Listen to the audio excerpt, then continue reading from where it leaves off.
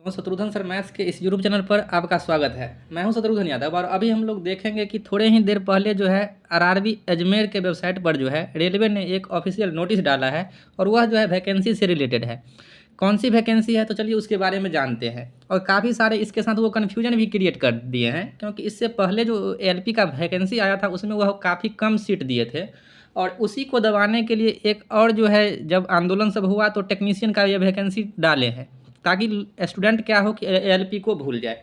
लेकिन देखिए इसके साथ जो है काफ़ी सारे कन्फ्यूजन, हम क्यों कह रहे हैं कि काफ़ी सारे कन्फ्यूजन डाले हैं, क्योंकि आपको जो है हम वैसे ही मतलब बिना तर्क के बात नहीं करेंगे। 2018 में जो वैकेंसी आया हुआ था उसके तर्ज पर हम बोल रहे हैं कि यह जो है कन्फ्यूजन भरा नोटिस है, क्योंकि जितना इसमें लिखा गया है उसके अनुसार हम आपको बता रहे हैं।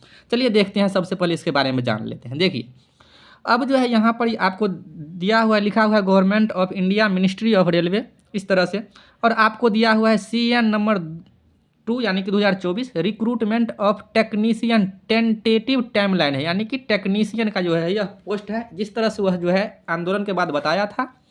अब जो है कन्फ्यूजन इस तरह से हम आपको कह रहे थे कि 2018 में जब यह आया था वैकेंसी, तो अभी जो यह ALP आया है तो ALP के साथ में टेक्नीशियन यानी कि दोनों मर्ज करके आया था, दोनों एक ही तरह से आया था और दोनों का एग्ज़ाम भी बिल्कुल बिल्कुल क्या हुआ था, सेम हुआ था।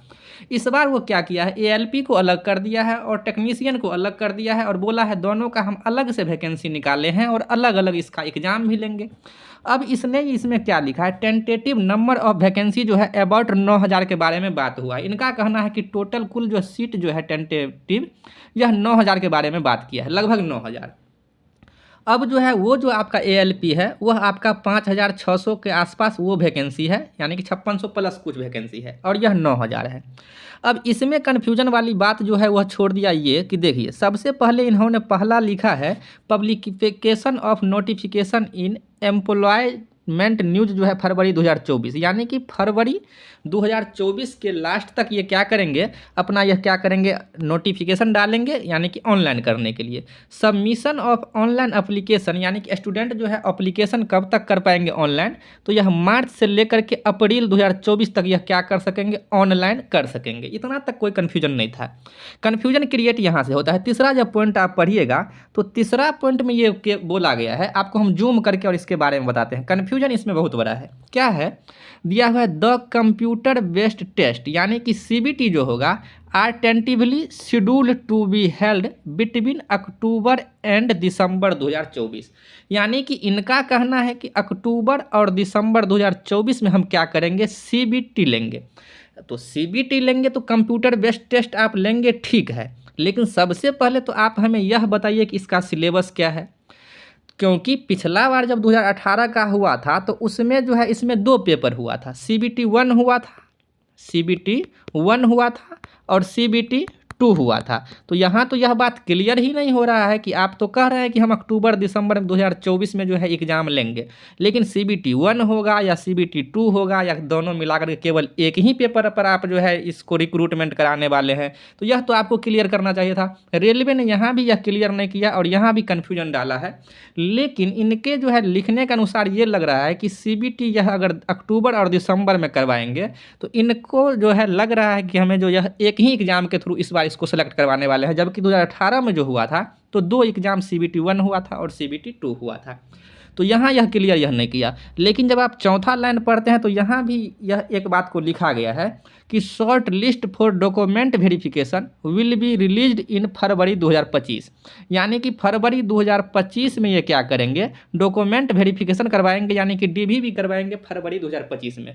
तो जब फरवरी 2025 में यह डॉक्यूमेंट वेरिफिकेशन करवा रहे हैं और यहाँ CBT का जो यह डेट दिया हुआ दिसंबर 2024, तो इसका मतलब इससे अंदाज़ा ये लगाया जा रहा है कि CBT 1 ही, यानी कि केवल एक ही एग्ज़ाम होगा और एक ही एग्ज़ाम से जो है क्या किया जाएगा, इसको भरा जाएगा।